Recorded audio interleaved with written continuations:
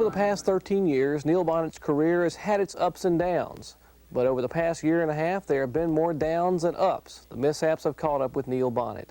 On October 11th at Charlotte Motor Speedway, lap 56, a career-threatening accident for Neil Bonnett. We are here in Bessemer, Alabama at 5640 Victory Lane, appropriately the address for Neil Bonnett. And we're visiting with Neil. And Neil, we've seen the footage of the accident at Charlotte, but you tell us what happened.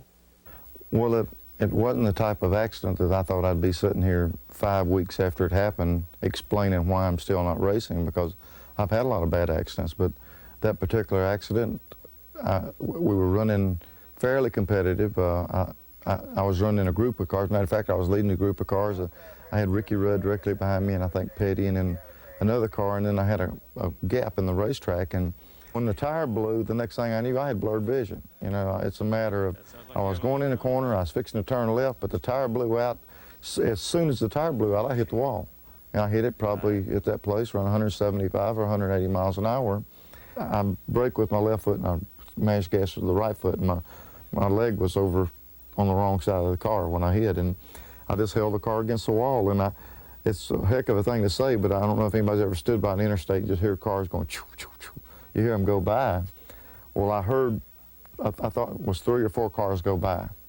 I couldn't get back up high enough to look in the mirror because it virtually just destroyed everything in the car. When it hit, the mirror and everything was torn out.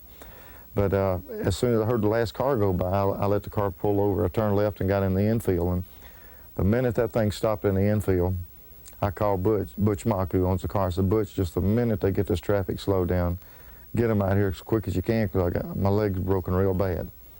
Neil, we've established that you were not unconscious at the time of the accident, so you knew what was happening.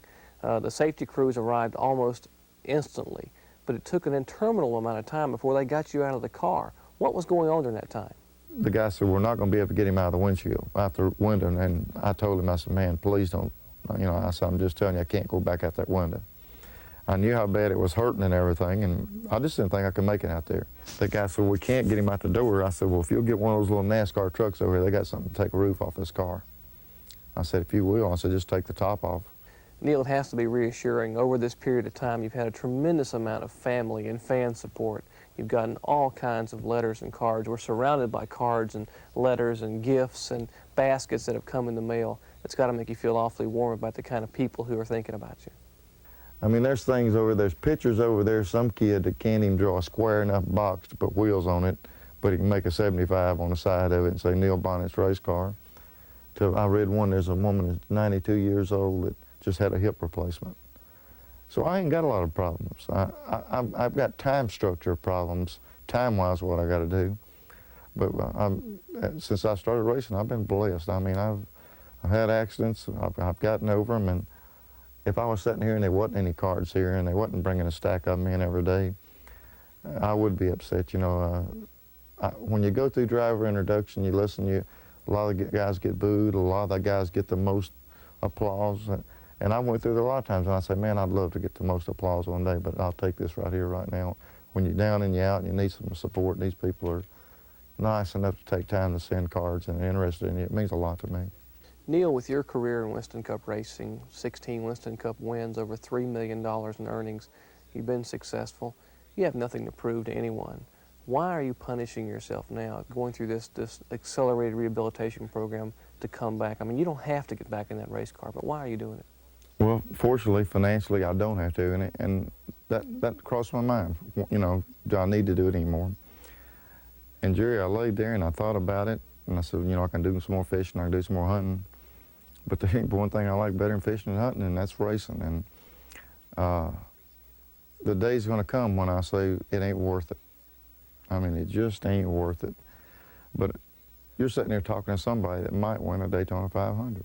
If I can get well, I might win the Daytona 500. And then, you know, all the bad stuff that happened just was something, a step, just a blockage in the way of me getting to Daytona to win the 500, because that's what I got in mind. If I don't win the Daytona 500, I might go to Richmond and win Richmond. But if I don't win Richmond, I might slip up there to Rockingham and win it. So I've still got that frame of mind that I can win on the circuit. If I didn't think I could, I'd be rehabilitating twice a day, 2 days a week. I'd be sitting up there watching TV and I'd know all the soap operas. But only thing I'm concerned about is getting ready to win some races, and I'm working hard to do it. What many people feel is a career-threatening injury. Some doctors in the country feel this injury cannot heal in 6 months.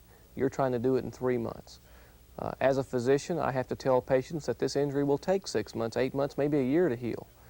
Knowing you, I think you'll be in Daytona. If anyone can be in Daytona in 2 months, it'll be this man, Neil Bonnett. I think he will. I think when the green flag drops for Speed Weeks 88, old Neil Bonnett will be in that car number 75 headed for the green flag. And maybe, just maybe, headed for the checkered flag the same day.